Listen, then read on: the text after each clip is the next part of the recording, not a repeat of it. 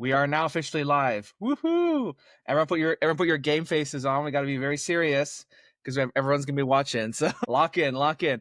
What's up, everyone? Thank you so much for joining us. If you're watching us live, I'm super pumped for this conversation. We are going to be yapping a little bit about how to sign high ticket clients through LinkedIn Outbound and just chatting about everything to do with how you can do outreach in a way that doesn't feel like you want to die from cringe and in a way that actually gets you the kind of clients that you want to work with. So we're going to start with a quick round of introductions so everyone knows who everyone is, and then we're going to get started with the Yap session. So let's go in order, maybe like Madison, then Jason, and Oken. Just tell us a bit about who you are and why anyone that tunes in should listen to what you have to say. Yeah, so I'm Madison. I'm the founder of MBW Services, and I run a personal branding agency. So I work with executives and founders basically to, get leads and clients through LinkedIn, through inbound content and outbound as well. So super stoked to be here. Thank you so much, Jared. My name is Jason. I run a consulting company. We've worked with like over 2,000 clients. Our focus is really on client acquisition, not specifically to LinkedIn. We've worked on every platform, even TikTok. I know you guys don't like TikTok. I don't either, but we figured how to make it work, even with DMs as well, driving to a certain point. So my focus is on client acquisition and sales. I've been doing this for about 10 years, generated like almost $100 million in results for clients. And I'm excited to be on. Thanks for having me. Go. Happy days. Oken here, founder of Outbound Intent, and I essentially coach solo founders on how to book 3 to 5 sales calls per week through LinkedIn, specifically through a series of essentially profile content DMs, mostly focusing on intent-based outbound. Happy to be here. Sick. Let's go. The reason why I'm so pumped is just based on those introductions. I just feel like we've kind of assembled the Avengers of Outbound. You know what I mean? I'm just so pumped to just to get everyone's perspective on this because all of you are doing the same sort of thing, but in a lot of different ways. And so I think hearing your perspectives is going to be amazing. So let's start, I guess, directly with, just outbound in general. What are some of the biggest kind of misconceptions that you see out there around outreach and getting clients to outreach and that kind of thing that just really grind your gears? So I think the biggest misconception I see is people just start pitching right off the bat. I think we all get that in our LinkedIn DMs probably daily. And I just ignore them at this point. Like I get too many, I don't even want to respond. But I think that that's just something that people think they have to do is they have to say like, I'm so and so, I do this and I can help you in this way. And are you interested, basically? And I barely even read those messages. I don't know about you guys, but that's just not the way that you have to go about it. So that's one misconception that I see, but go ahead. Okay. Yeah, for sure. I mean, I would call that the pitch slap zone. The converse of that, though, is the chit chat zone. And that is also where leads go to die, right? So this is where you have way too much of just like a chit chat about the weather and whatever other nonsense. And then you suddenly feel like you have to change this into a business conversation. You get sweaty palms, you have no idea what to say. You slap out a random pitch and then somebody goes to you and you end up spending 6 hours a day having pointless conversations. So like you've got to find the balance between the two. This is where I think the coffee chat people kind of come in. And luckily, I don't see too much of that on LinkedIn anymore. I think it was a thing that people used to do a few years ago. And when they come on, they still see some of that guru stuff that comes out, talking about commenting 50 times a day and having these coffee chats. And hopefully we can steer people away from that and actually have a conversation where you can talk about business, but also not pitch slap people, right? Yeah, there's a balance somewhere in between. And I don't know, like I've been doing this so long. Sam Ovens he's Consulting Accelerator. I took it back in like 2017, 2018. And this line that he said always resonated is he said, you get the same amount of dopamine from making a sale as you do making a friend. And I've got enough friends, right? So everyone goes on there and their intention is to sell. And then they end up getting themselves in the friend zone or they go too hard in sales. I would actually say I would rather someone go too hard in the sales side because you can kind of luck your way into a sale. You can't really luck your way into a sale from that friend zone because you're just going to be chit chatting. They're going to ask for the next thing, the free thing. Hey man, give me some advice. So there definitely is the balance in there.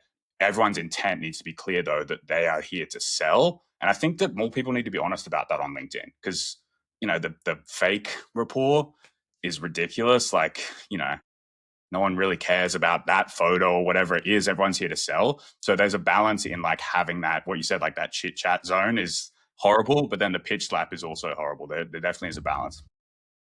Yeah, for sure. I would love to hear you guys' perspective on this then, because I feel like for myself personally, I have a hard time finding that balance, right? Where like I don't want to just come in out the gate like swinging in someone's face, being like, "Hey, this is what I can do for you," and that kind of thing. It just gives me like the biggest ick, you know what I mean? And I'm probably not selling myself well enough in the DMs, but I want to hear from you guys. Let's say you start with someone completely cold, you've never really interacted with them, you send them a DM. How do you kind of go through that conversation in a way that sets up the sale in the long term without, pitch slapping them, without sounding like an AI, or that you're just there to take their money per se, right? How does that look for you guys? Personally, I use a framework called the ACA framework. It's acknowledge, it's compliment, it's ask. And this is what you say when you first reach out to somebody. As you mentioned before, I mainly focus on like intent-based outbound. I would also call a connection acceptance some kind of intent, right? Even if it is less than, let's say, a profile view or a comment. But if you're going to go to reach out to somebody, you need to acknowledge who they are. Hey, Eric, appreciate you accepting my connection request, right? Or whatever. Appreciate you connecting the other day. You want to compliment or make some kind of an observation. Ideally, we don't do the, oh my God, I loved your most recent post about the blah, blah, blah, blah, blah. You know, when you meet people in real life and they're really fake and they go, oh my God, I love your hair and your shoes and your coat and your jacket, and you really don't want to talk to these people, this is the chit chat zone that we want to avoid, right? So it's acknowledge, it's compliment. Hey, business looks interesting, and then ask, which is question, right? Is that just you, or are you running a small team behind that? You can come straight in with some kind of a business conversation and talk about the business and lead that in a relevant direction without having to talk about the weather. Agree with that. I think I used to say this a lot, is like it doesn't actually matter, and it's not completely true, but it matters less what you say, and it matters how the conversation's actually started. So what's the frame of the conversation? If you're like reaching out very cold, then that is the frame. And so there's different angles to take depending how the conversation is started. And I kind of follow a similar thing, right? It's like context, so why you're actually starting the conversation. Compliment, there's always good, to say something nice or just to have that in there. And then connection, so how can we actually connect? Like, why am I here? And I think that the frame of the conversation really, really matters. And that's why you see in this space, though, is that it's like that Spider-Man meme where they're like pointing at each other, like everyone's trying to pitch each other because they all kind of sell the same thing. And I think that it comes into the only way to win that battle is through positioning. And so you have to have that higher, positioning. And it's kind of a, measuring contest at times in the DMs. And so if you have a niche where you're not a competitor, or you're not having to, pitch slap each other, right? Then it makes it a lot easier. So if I'm going to small business owners who aren't doing coaching, or like they're doing finance, whatever it is, it makes it a lot easier because the conversation can be natural, and we don't have to have that position authority frame off, if you will. And as I said, the how matters. So how you're starting the conversation is really everything there. 100%. Mostly I try to work with like frameworks. It's how to guide a conversation. It's not copy paste this script, because everybody's different. I think I did a post about this the other day where somebody said, like, please stop pitching the moment that somebody accepts your connection request. And my logic was, actually, you should start the pitching process. You just need to know your audience, whether that pitching process is a little bit of foreplay first, some kind of a conversation, into then actually offering a call. And some people actually just offer the call, man. Like, some people do actually like that because they're super busy and running a 5 million plus business, and they don't have time to have a conversation. So it's about knowing your audience. It's about actually using a framework for a conversation rather than just mispositioning yourself. For sure. Well, I have a question for you guys, because I think that a lot of people don't even know. So like now we're talking about what to say, but like how people can find those prospects or find the right people. So intent-based outbound, they're looking at your profile, they're commenting, they're engaging with your stuff. But a lot of it's like being in the right room and being in front of the right audience too, because it's very easy to get wrapped up in an audience that's not beneficial to you or to sell to. So, I mean, I have my own perspective on that. How do you guys go about prospecting and finding those people? Like, do you use Sales Navigator, or what's kind of the process that you take? Jason, you want to jump in first? Yeah. It just it really depends, I think, on the offer in general. So I think that sometimes people overcomplicate like finding their leads. I think that is like, when you start cultivating it in the initial phase, I think that, you got to focus on getting the right people in. But then when you start cultivating a good feed of people, honestly, the LinkedIn suggestions are pretty good. You know, if you're connecting with the right people, you're just going to get suggested. And then they, for some reason, they go back and go, look at these people from your high school. I'm like, I don't want to connect with them, you know. But other than that, like the LinkedIn connections suggestions are pretty good. Using Sales Navigator definitely helps though. I think that especially if you're trying to break into a different market, or if you're trying to go up market a little bit more, you know, some of the like filters that we use are like, you know, number of people at the company, years at the company is something that I utilize a fair bit too. So, and it's just about sending them every day. I know that everyone says the limit's like 20 a day. We push that every chance we get. Yeah, we've done like 100 in a day. Don't tell LinkedIn, but like you can do, and I would say it's like a muscle though. Like we used to use Facebook groups back in like the early days of when Facebook groups crushed. And so we'd get banned on Facebook once or twice a week, and we would push the limits. And then eventually we had more limits. So we could send 100 DMs a day, 100 friend requests. So I would encourage everyone to, like, once you find that search or the filter, Sales Navigator is good, but it's so expensive. You can use search pretty easily. Once you find that, like, push your limits and, you know, try to get a couple LinkedIn warnings because you know you're getting close to the limits. And then, yeah, just back off from there. Yeah, for sure. I think, like, I mean, you pretty much said it. Like, most of the places you find people, the suggested places on like your ICP's profiles, they all come up. That's not just a sales nav thing, is it? Like suggested profiles on the side. No, I think okay, it's cool. just in the normal, like, your connections or your My Network, whatever it is. It's in like the My Network tab, and then you can go down and see all of the. That's There. how. No, I think when you're actually on your ICP's profile, on down the side, you'll have like related profiles. Now, those are usually really good as being like similar types of profiles as those people. Those are fantastic. Those are good. And then you got your standard intent triggers. Yeah, likes, comments, profile views, people who, you know, filled in a form that you've got in your funnel or whatever it might be.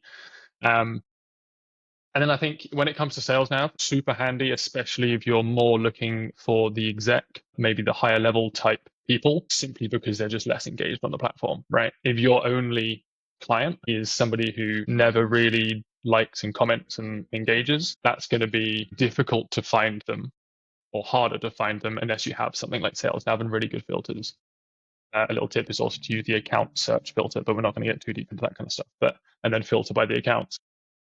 I think it's really useful, but most of the time you can just use profile views. They are super powerful. Even people who are unengaged will look at profile views. My process is a little bit different. So, I mean, similar to what you said, Jason, like, or I can't remember, maybe it was Oaken, but in the My Network tab, like adding those connections and finding the most relevant people in there, connecting with them, and then, you know, they accept your connection request. You can go through. I actually work with, this is something we could talk about, tools. I work with Condo, which I think Oaken, you do too. And it makes it very easy to filter out like who's connected with you, and you can go and view their profile. You can send a message in another tab. So it's all about like, okay, making sure that you're connecting with the right people, making sure they're looking at your profile. Your profile, so this is on, you know, my side a little bit, should do a lot of the selling for you. Because when you're reaching out to these people, they're going and they're looking at what you do, right? So you shouldn't have to say a lot of context about what it is you do, because if your profile is clear enough on that, you shouldn't have to do a lot of pitching. And so facilitating that conversation to really get to a call to be able to start building that relationship. So anyway, love to kind of like dig into that a little bit more. Is that a similar process to what y'all do, Jarek? Is that what you're doing, or kind of go? Yeah, definitely. I love everything that's been said so far, and I think it's incredibly valuable because, like, especially one of the things that you've talked about, Oaken, is that kind of intent-based outreach. I think it's absolutely huge, and it's the main reason why how you position yourself and the content you share is so important. You know, like you said, Madison, talking about your profile. If your profile looks like buns, no one's going to take you seriously, and no one's going to know what you do. And so, obviously, like, it doesn't matter how amazing your DMs are, you're going to have a harder time trying to sell anyone anything. And so your profile has to be super dialed, and then your content as well. That's how you get people kind of engaged and into your ecosystem and more familiar with who you are. Because if you go in cold, obviously you have to overcome so many barriers, like why are you reaching out to me? Do I trust this person? Can they actually help me? Blah, blah, blah. Where if you have them in your ecosystem and they're being exposed to your content and that kind of thing, that sort of helps in the pre-selling process. And it helps you to see, okay, this person's engaging with me. Maybe I should reach out and at least try and connect with them and see if there's anything I can do to help them, right? And so that's why I think the content side of things is so important. But the mistake that people make is they think that their content is going to do the selling, and that can happen. There is ways that you can do that, but I think especially on a platform like LinkedIn that's very sort of peer to peer, unlike some of the other, like a TikTok or something like that, it's really the DMs where you're going to be closing people most of the time. It's possible to do it without it, but I think that's the big way that you do that. But you need to have a content strategy that gets people into your world first. Otherwise, it makes things a lot harder, at least in my experience. Yeah, for sure. I think it certainly makes things harder. I mean, I do know of accounts that don't have a banner, don't have any content, don't have anything, and they close like 100K deals in the DMs like all the time. So I think content absolutely lights a fire under what you're doing. But I think the mismatch that people get is that you should do content before you do the DMs. And my argument would be obviously both at the same time if you have the time. But I like to focus on like what's the highest leverage thing in the time that you have. And I would call that connection requests, reaching out to the people who accept, posting, let's say 3 times a week. But let's say when the commenting and things like that, I just don't think that is a high ROI activity compared to things like connecting and reaching out to everybody. That's at least when you're talking about somebody who's selling a high ticket service provider offer, right? If you're selling how to grow on LinkedIn for $99, then post and comment to your heart's content, right? And then you're ascending through there. Just tell everyone else to post and comment as well. Like that's Yeah, it. exactly. Yeah. Only on my stuff, and then say your engagement's all real, and then you have 30 VAs repost all your stuff. Anyway, it's possible, and you can ascend through there. Like I know that there are people who do like great ascension funnels, right? And they come in at 99, but they need 150,000 followers to be able to make that work.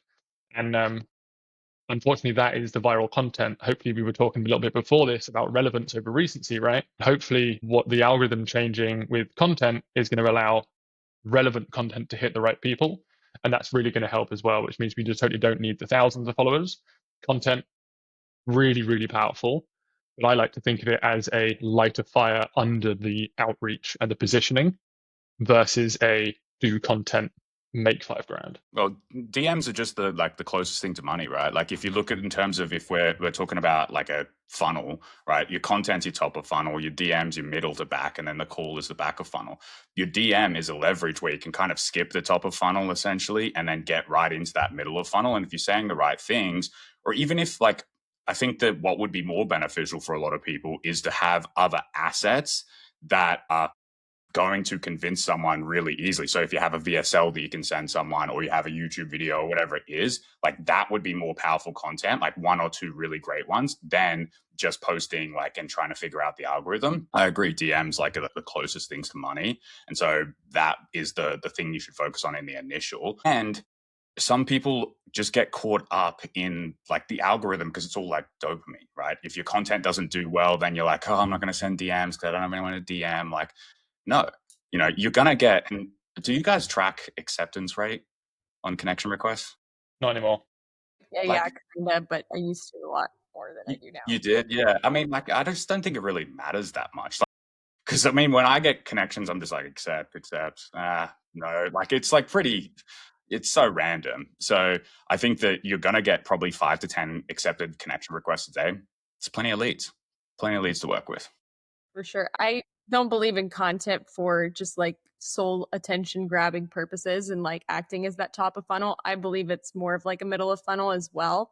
So like, yeah, you can get the top of funnel and you can get people's attention, but really what you should be talking about is the actual problems that you're reaching out to people about and how you're solving them, or solve them in that piece of content. Like don't leave anything on the table, because chances are you're only that this is something that I hear a lot from executives. They're like, oh, I don't want to share my processes, or oh, I don't want to talk about this because I'm just giving my system away. And reality is even if people save that LinkedIn post, they're more likely than not going to just go implement it themselves. They're more likely to want to reach out to you and talk to you and work with you than they would be to just like take it, run with it, and do it on their own. So being useful in content and actually using it as like a middle of funnel and not a top of funnel. There's a lot of just content out there that's just engagement bait, essentially. That can work to, grow your audience or build your following, but it's not going to get you sales. That's for sure. For sure. And I think 100%. that's where the intent based comes in, right? So like that person who might have seen that piece of content might have hit like on that piece of content. And then they went and saw a bunch of other people's content and forgot about yours. But if you then DM that person after they like that piece of content and you reach out and you ask a specific question about their business, then you've instantly moved that. Like if you have like a goal of book call or make money over here, and you have a person doesn't know you goal over here, the like gets you to here, the DM gets you to here, right? You suddenly skip that thing that like just content means that you're competing against everybody else who's also posting content about a similar strategy. I think now there is a little bit more about almost like blurring the lines between top, middle, and bottom of funnel content. I'm actually finding like bottom of funnel content does way better if I do it in a top of funnel way. Does that make sense? That you're That's talking actually what about I a was case going to study, say. but you're Yeah. doing it in like a I've been posting these few recently, which are just like laughing and then being like, LinkedIn slaps so hard, you can just easily do this, blah blah blah. By the way, my client did this. Here's a link. It's like it gets better reach, but it also gets far better click through. So there's some kind of emerging thing happening.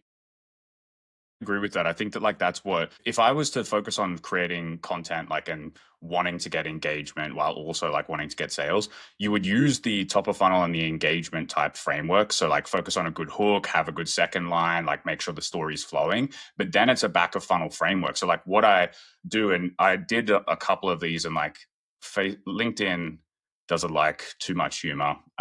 Like, so a couple of them are a little bit like risky, this client told me to F off, and like that was the hook, didn't do as well, and I had to change it to like the client wanted a refund, blah blah blah. And when you do that style but then you tell a compelling story, it does really well. The reach is really good and the engagement's good, but then you're also going to get DMs with it too. So I think that their balance is there, and that's exactly what I would focus on, but then also not be too concerned with what the engagement looks like. Because at the end of the day, you're telling a case study through a good story. And if you can be good at telling the story, especially in LinkedIn's format, not AI written, then it can work and you can do really well. Yeah. I mean, I had one just the other day. I think it was like 13,000 impressions, which is an outlier for me. I certainly don't usually get that much. It's usually more about the 1 to 2, let's say. It got one comment, but it got 105 people to click a link. I was like, well, I would much rather just fucking slam those out every day, because like I don't need to necessarily waste time in the comments, but if people are liking it and they're clicking on my link, which is filling out a form where I can then DM them because they've filled out a bunch more information, that is a far better piece of content for me. How many buyers are actually in people's comments? Especially if you're in the content space. You're going to like, Jarek, you probably get this a lot as a ghostwriter. 90% of your comments are probably just other ghostwriters. That's not true in my case, actually. My That's true. audience is primarily executives. So that's what I'm talking. I don't know if I said this before we jumped on this live or not, but getting in the right rooms with the right people, like that is so pivotal, because there's this idea, I've heard this so many times, the like ideal follower profile and then your ideal customer profile. And like if you want to grow your audience, you need that ideal follower profile. And then if you want to make sales, you need the ICP. I focus on the IC.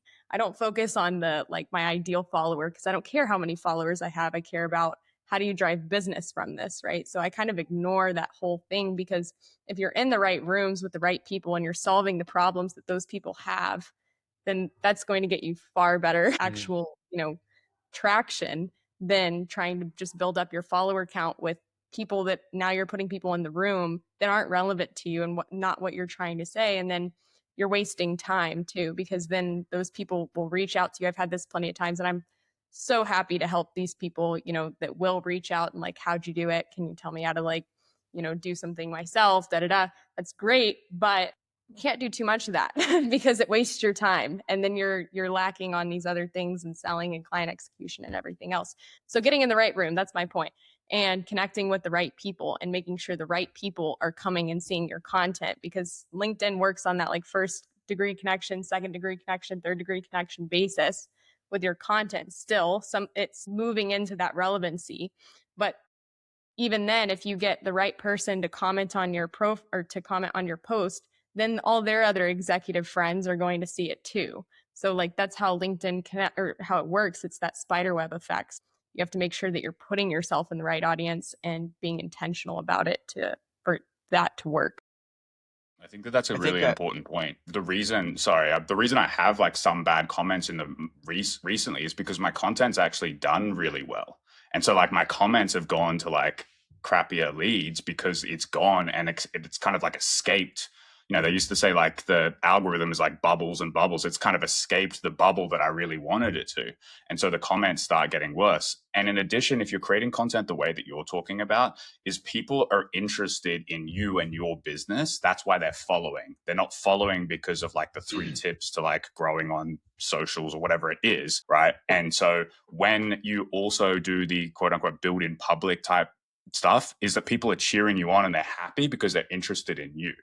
You know, a lot of people who do some of that stuff and they talk about themselves a lot, they're just like other people are just cheering them on because like it's good for their algorithm and stuff like that. But people are actually caring about you and your business because you're doing it in the right way.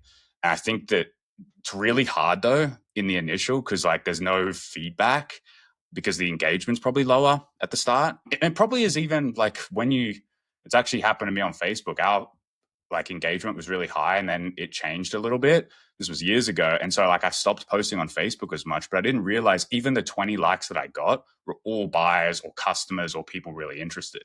And so you fall in that dopamine trap of like wanting to get more and more engagement when you should really just keep posting the content that's going to get sales. For sure. If you think about like when you're doing the outreach side of it, so if you're sending, I mean, personally, I would say get sales nav so you can send 200 connections a week, right? Even if you don't get it and use sales nav for like the search filters, but just the fact that you can send an extra 100 a week means you're going to get like an extra 40 to 50 connections a week.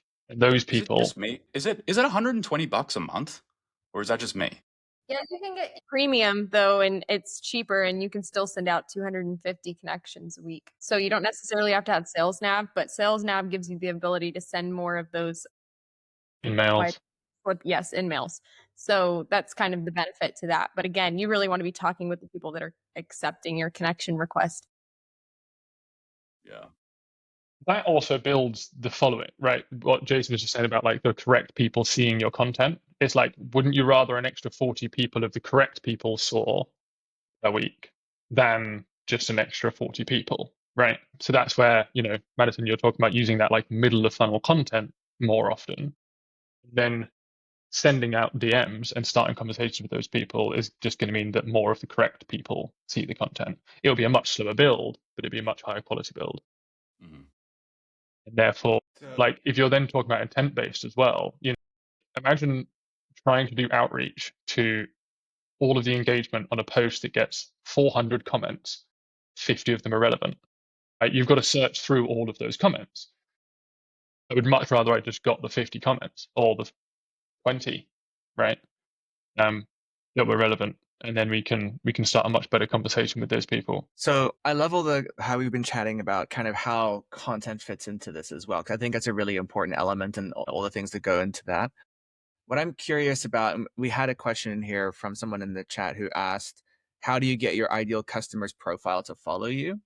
So I guess the last thing I want to chat about in terms of content and outbound is what kinds of content or approaches to content have you seen that actually lead to those conversations with the people that you want to be chatting with rather than just an incredibly broad audience, right? Because it's very easy to put up broadly appealing stuff, but how do we make sure that we're getting the right people to raise their hands, that it's reaching only or primarily our ideal audience, etc.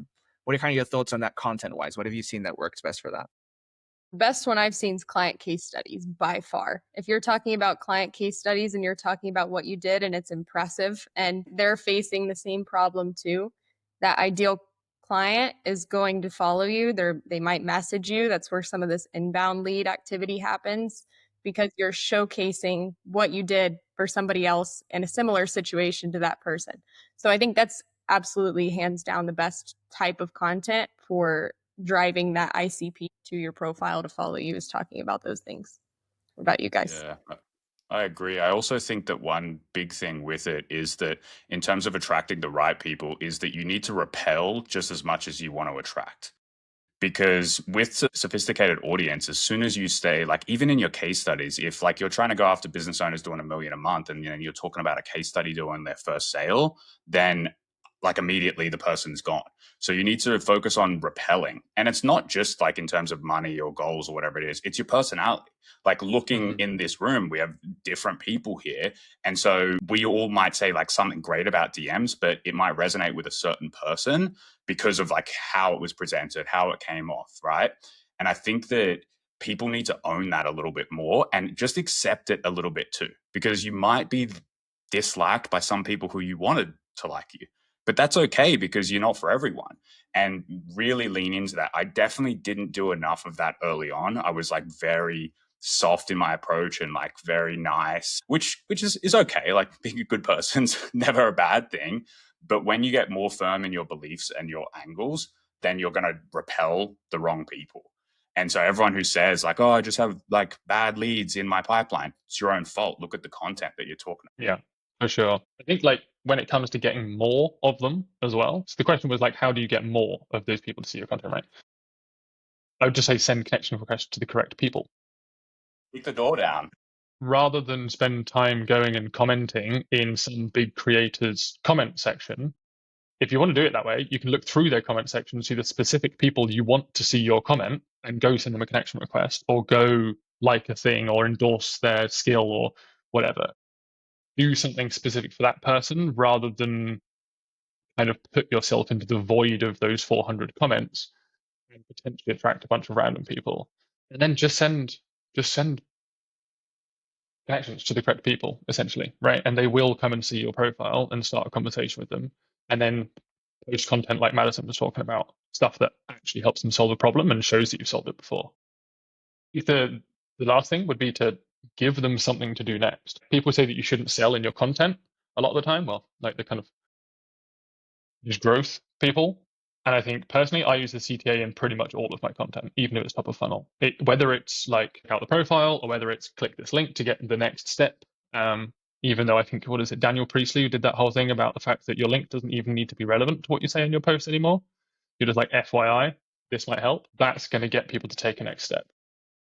Well, exactly. It's like they're going further down the funnels. If someone here is watching this and they click on all of our profiles, right, and they opt in or whatever it is, I'm sure we all have like opt in somewhere, is that whichever person like gets the furthest will probably likely be a sale for one of us. And so you need to capture that person, because otherwise they're going to just scroll to the next post and then go into the next person's thing. You need to take them off platform immediately.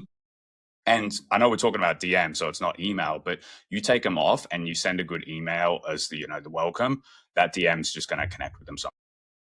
100%. And like, even if it's something as simple as like not just putting a Calendly link in your button, right, in your link, because otherwise you just hit a calendar and bounce off most of the time, and then you have no idea who hit that. If you were to just give away something free in exchange for even just like a tally form, if you don't do an email follow-up, if they fill in a tally form and then get a free Notion document, you have a tally form with name, LinkedIn, like link, where they are in revenue or whatever. And you can then reach out and DM those people. That is massive intent. You want to reach out to somebody and understand their business already, ask them 5 questions in return for a free something, make it valuable. Otherwise, they're going to bounce after that and not respond to a DM. That's really, really high intent. And you don't have to set up some kind of email funnel off the back of it at the beginning. Yeah. It is really high intent, but that could be a little bit too much friction too at times, right? Like for somebody to fill out a form and have to go through that process at that point, if they fill it out, then they're really, really interested, because that can be too much friction off the bat with somebody that doesn't really know you, right? Now, I think sorry? You mean a form is too much friction? It can be if it's somebody brand new that doesn't know you, hasn't talked to you, you haven't reached out to them yet. I'm talking more about like an inbound lead type of thing, right? So there's different places for different types of, to go to. But if somebody read your content and went to that link and filled out that form because they want that resource, because of the value of whatever that resource has within it, right? Like they're not just filling it out just to chat, right? They're filling it out because you're offering them something, some sort of resource that's going to help them with their, in your case, DM activity and closing deals and things like that. And the higher the perceived 100%. value, the less the friction is going to matter in that sense too. Because you are totally right. Like there's definitely friction. The more you ask of people off the bat, especially when there hasn't been like value established or relationship established, it's going to be really hard. But if that thing is valuable enough to whatever their problem is, that can help a lot with that as well. So transitioning, I know that Okun, you kind of talked about that you have a bit of a framework for how you approach kind of your DMs. I would love to kind of chat and see a bit more about how each of us approach the conversation in the DMs, because we've talked about we need to make sure we set the right frame for the conversation to drive the sale. We need to make sure that we're not chit chatting, but we also are not pitch slapping. So run me through for you guys how you approach that and what your framework is, because we already said templates can be helpful if you are starting out so that you can actually learn how it, what the flow is like. But much better is to understand the flow of the conversation, the frameworks you need to be using to guide that conversation, and when to turn that into a, hey, let's hop on a call or whatever the next step is. So I'd love to hear from each of you what kind of your mental models and frameworks are for making that conversation move forward to a sale eventually. Yeah, I mean, I can kick off. Is that so? I have a different offer that we've been running for a little bit now, and it's definitely for a more sophisticated buyer, right? And so it's the thing with it is it kind of goes against a lot of my DM frameworks and scripts, because the goal is to actually get to a pitch within 3 messages. And when we're talking about like intent-based outreach, this is super intent-based because we're actually like qualifying that they have the need for this. So it's, the offer is essentially like their sales funnel will be broken, they're not running paid acquisition or something like that. And so that is our signal to reach out. We do start though with a general broad connection, because I would honestly say this to everyone is that the goal of the start of every conversation is to get a response. Because the response on a DM is one of the biggest algorithm factors as well. If you respond to someone's DM, you will see their next post. And so that is where the content kind of comes into play. So we just want to get a response. We don't want to like get rage bait or anything like that. It's just a casual thing to respond. And then what we do is we do a market assumption question. And so a market assumption is we're looking for a negative answer and we're transitioning to a business conversation. And so an example, like if we were selling like a LinkedIn DM thing, it would be, oh man, I see that your content's getting really good engagement. Do you have a email funnel on the back of it if I'm selling a newsletter or something? And the goal is, we already know the answer is no. And so then we can go, okay, curious, why not? What have you tried? Blah, blah, blah. And you can go into the sales. So we want to immediately assume a negative response because we're the expert on whatever we're doing. It works in cold calling. It's like, hey man, I like looked you up on Google, your website's down. Did you know that? And they may or may not know that. And then you can sell them from there. So we go from that rapport to market assumption. And then we would try to go with either getting them a resource or getting on a call. It's a earlier than usual funnel. I recommend probably most people listening not do that. I would probably try to get and like extract a pain point or a problem, but it does work, because we're going to people who we know have the pain and problem that we solve. Yeah, for sure. I've seen specifically that almost kind of framework worked really well for like the YouTube guys recently. I get so many YouTube guys reaching out to me offering to set up a YouTube channel, because I've got like a couple of videos on YouTube, but I haven't super invested into it. And they see that and they use exactly that strategy. And I know that it's working for a lot of people. It also works pretty well in the ghostwriter space as well. So you're posting a fair amount, do you get leads from that, for example, right? Most of the time people are posting and they don't get leads from it. So it's a great way to reach out, especially if you offer a little bit of value on the back end of it. No, it's not. And you go, cool, well, I could write your next 3 days of posts or something and see if you get anything better, right? And to send them over to you. So that works really, really well. The most common... Sorry, just to jump in, is the only thing with it is like ego though. It's like a lot of people go and they would say, your posts suck. Like one person said that to me, goes, your tweets aren't very good, bro. I'm like, all right, like, thanks, man. Really appreciate the help. Like you've got to consider the person you're reaching out to has an ego. And so you've got to balance that, because those YouTube guys, they go, your videos suck. I'm like, yeah, I know, dude. Like, I know. So I just had to throw that in there. Yeah, for sure. I think don't be an asshole. Yeah, would be the caveat there. The most common one that I find works across the board is, I reach out, like I mentioned before, with the ACA, right? So it's the acknowledge, the compliment. It's either compliment or observation. Compliment, acknowledge, compliment, ask. That's just the framework for the first DM. You literally send 3 lines, and you send them separately like you're texting a friend, right? It's much more human.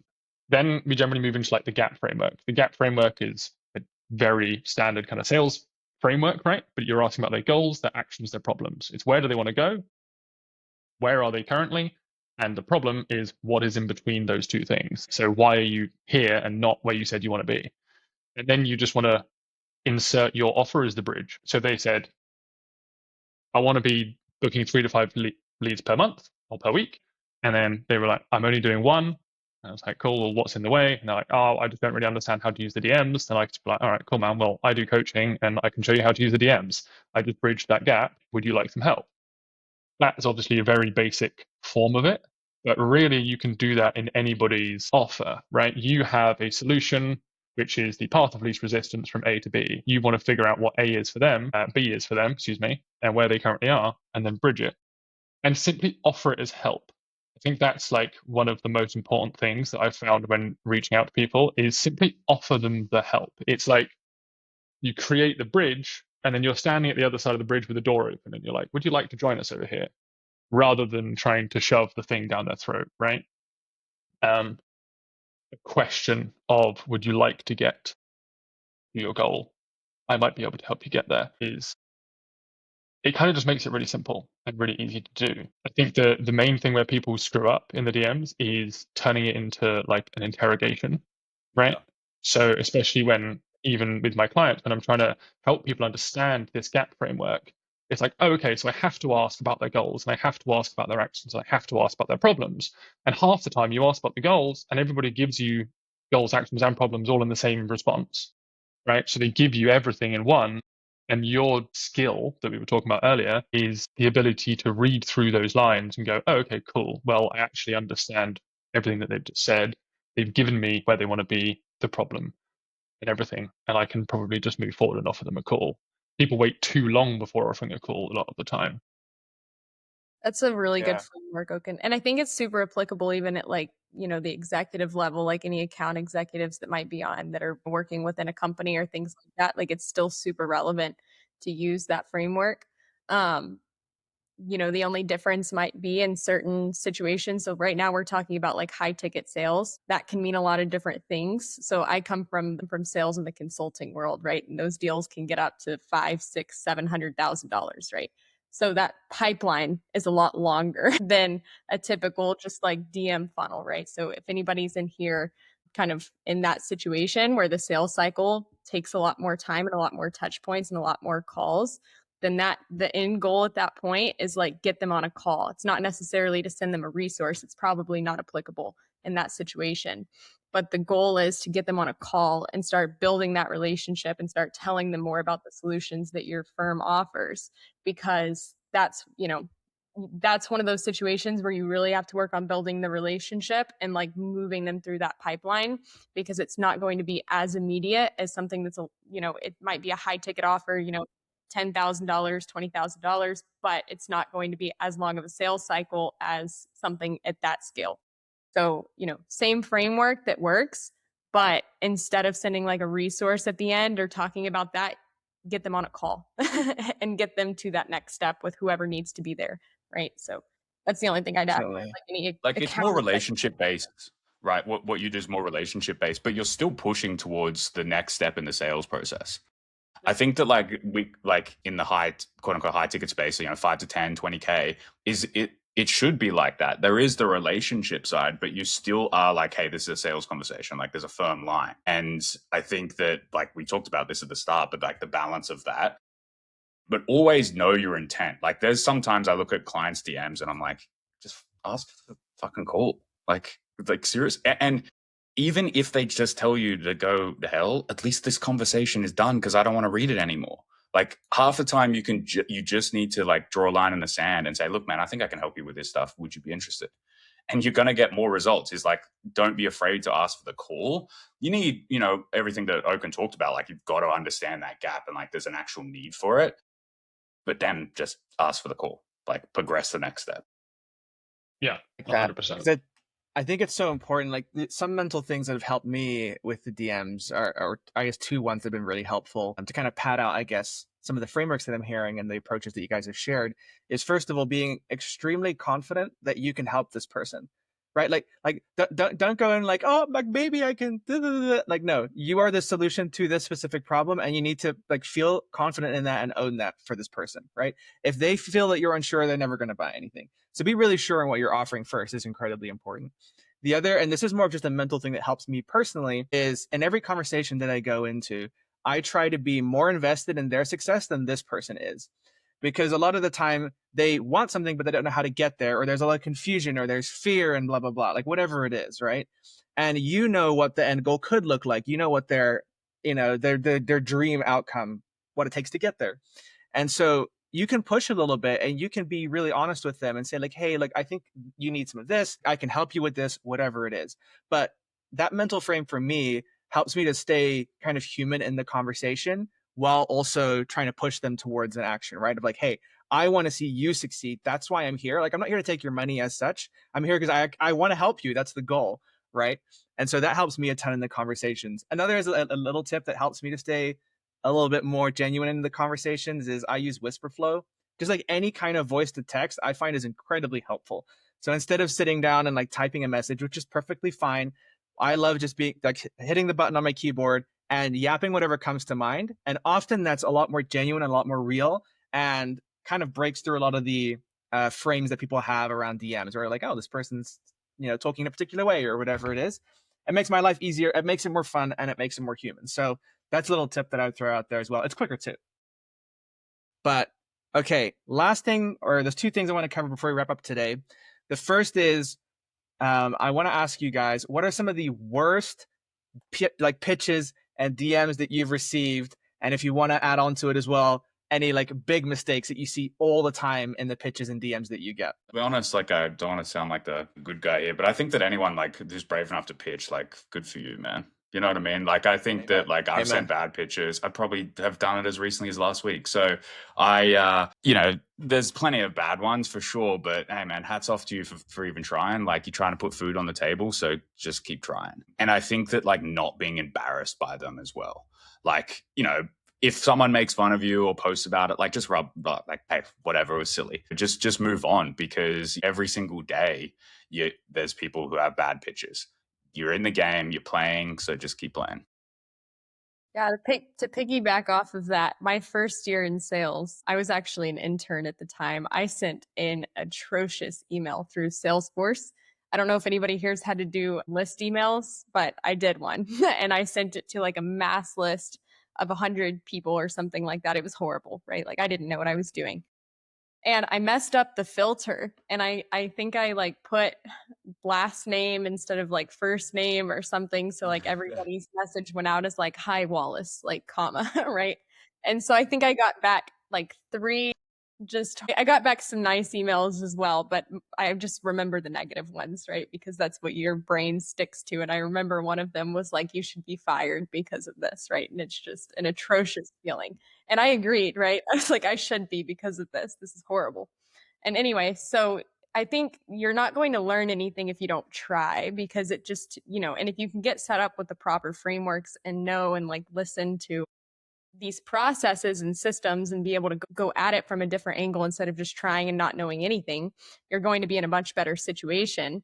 But what you were saying, Jason, like, you just kind of have to get in there and start trying it and start seeing what works and seeing, what feels like you at the same time. Because if you're not being kind of authentic to who you are, and then you hop on a call and it's not really something you would say, then, you might need to change that or alter it just a little bit. I'll use my own example as one of the most atrocious pitches that has ever happened, because it was my first year and it happens. We're all human. So there you go. I did a very similar thing, but from a client's account. When I first started, I actually was doing an agency, and I did it from a client's account, and it like automated a bunch of outreach from their LinkedIn. Was like, hey, first name, blah blah blah. Terrible, absolutely terrible. That's so rough. Really, really bad. Really rough. Yeah, they were not happy, as you would expect. I think like I did a post on this a while back, and it was just like, my first DM probably sucked. My second DM sucked. 50th DM sucked. A year from now, I'll probably think my DMs I'm sending right now suck. Point is, send them, right?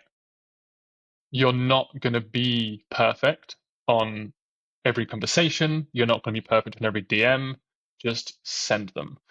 I screw up daily, and I think it happens to everyone. But you're not going to get better unless you send them. I think something almost like, just to touch on something Madison said before about pipeline length as well, is just like one of the worst things that we can do is to try and force a conversation to happen too fast.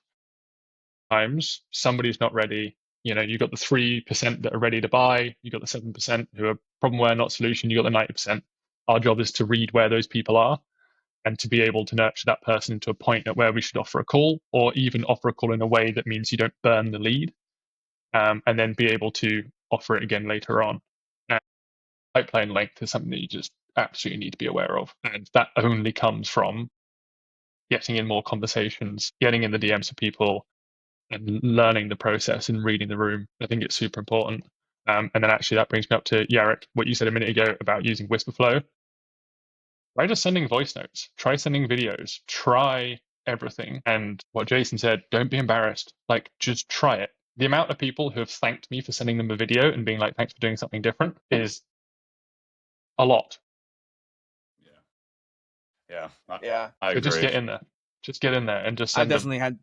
definitely had that experience too with sending videos. It's definitely a little bit more work, and it can feel kind of discouraging when you put all that work in and they don't respond and you're like, oh, come on, but when they do see it, like I had someone that I sent just a really simple Loom video to, and they were like, oh my gosh, this was like so valuable. It blew my mind. Like, what can I do for you? And I'm like, whoa, that's actually more than I expected to get out of that. That's awesome. It was a really cool interaction. But I think if I can be the devil's advocate, because I think all of you gave like such an amazing response of like, hey, put yourself out there, that kind of thing, which I think is really encouraging, because there is a lot of, at least for me personally, obstacles and barriers to going out and sending DMs and that kind of thing.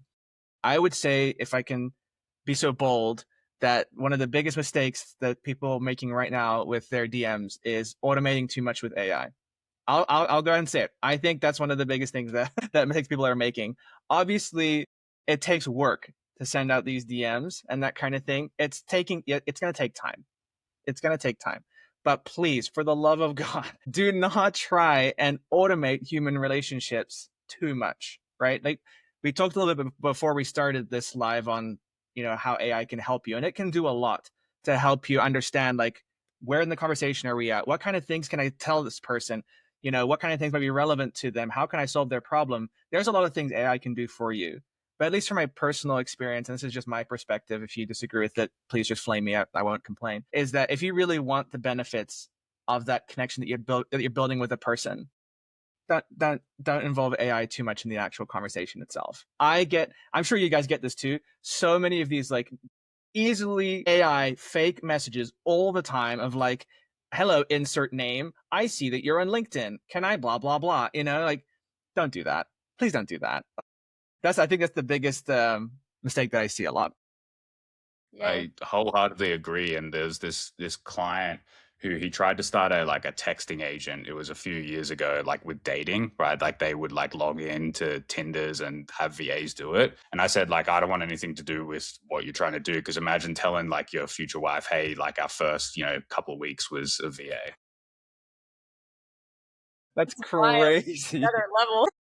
Like, the heck? it's the same thing in business, These people are paying you 10 grand. Honestly, that's the best example Hilarious. possible for that. You can I tell love that. Me too, especially when somebody's like pitching you on something that you do. I get those a lot. Like I get people that are like, "Oh, I can help you like build your personal brand, or I can help you get inbound leads." I'm like, "Thank you, but that's what I do for a living, right?"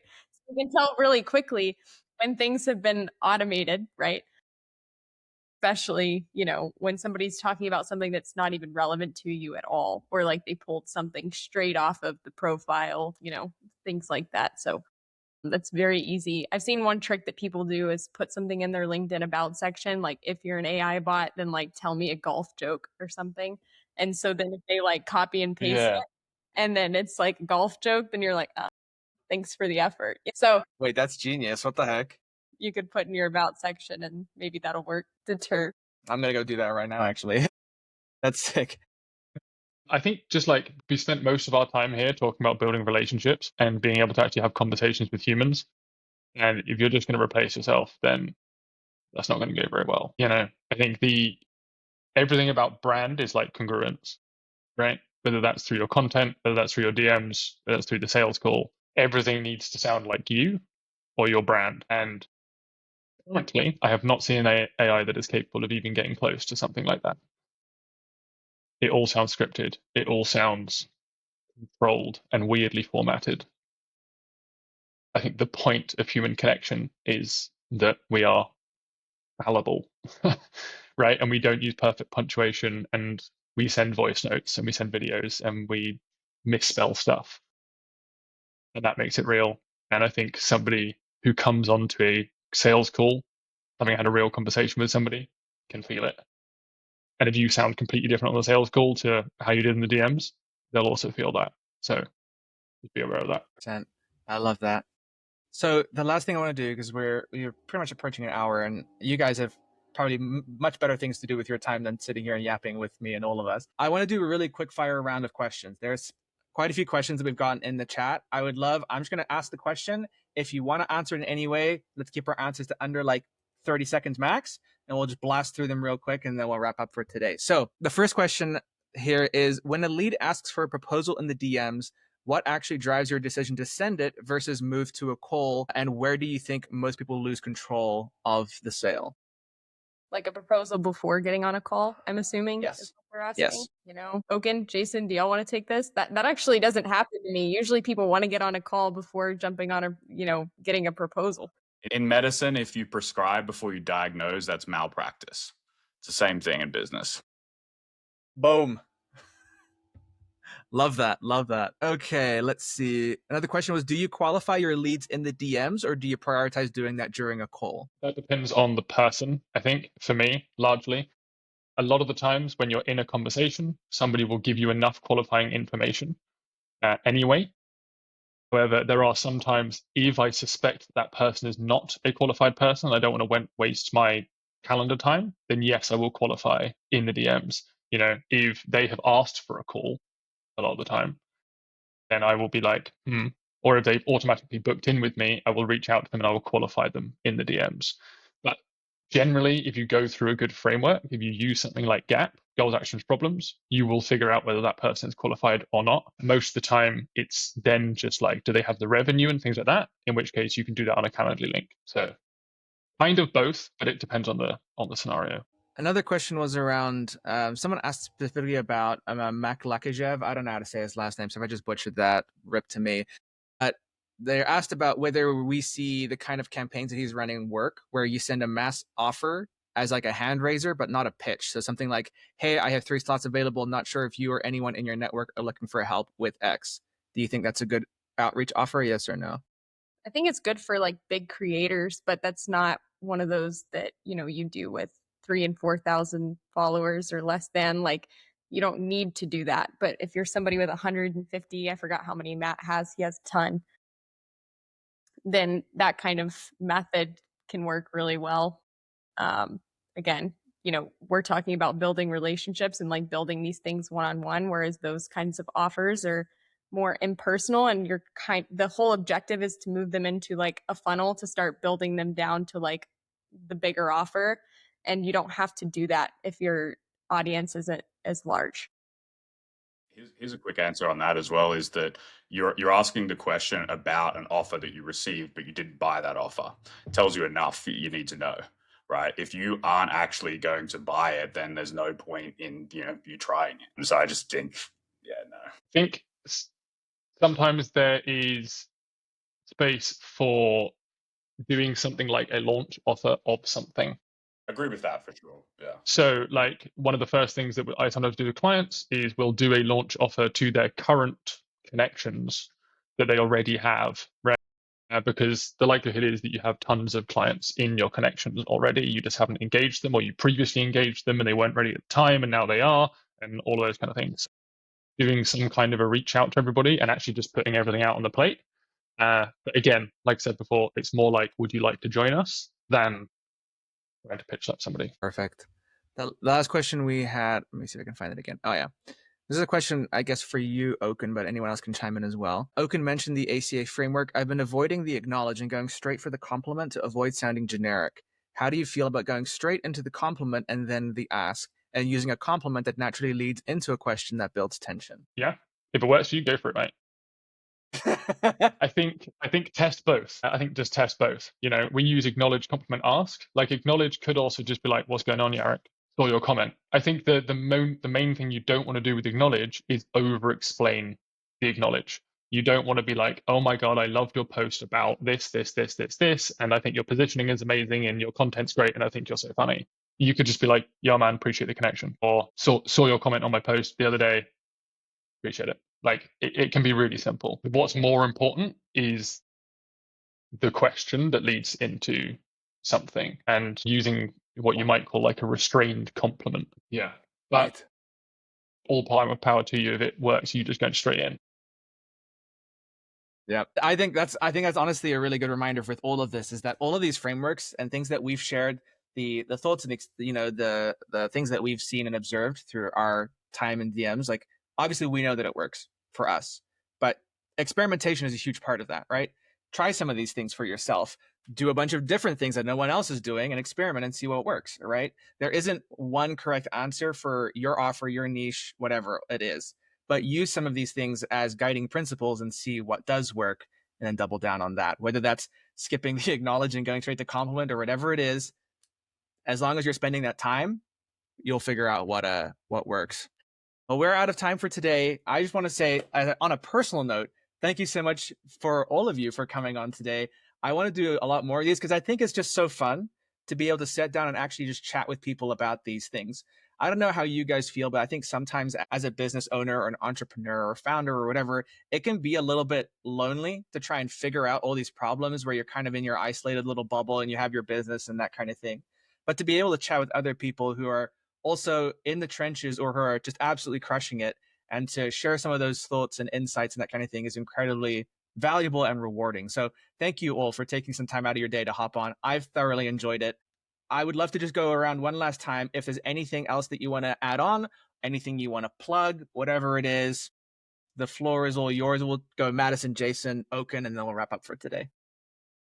No, I appreciate you having us, Jarek. Really. I mean, I learned a lot too, because I don't focus as much on the outbound side anymore. All my leads are inbound pretty much. So I don't have the necessity at the moment, which is a beautiful place to be. But I learned a lot from both of you, and, the landscape constantly changes. But I'm super glad that we could kind of talk about the perspective from some of my clients as well, like in that executive level, maybe they're an account exec or whatever the case, and they need kind of a little bit different perspective than founder-led sales, right? So I appreciate you guys adding all that in. Yeah, of course. No, yeah, thank you for having me. I appreciate it. I don't have anything to plug right now. Go comment on my stuff, I guess, right? That's the goal.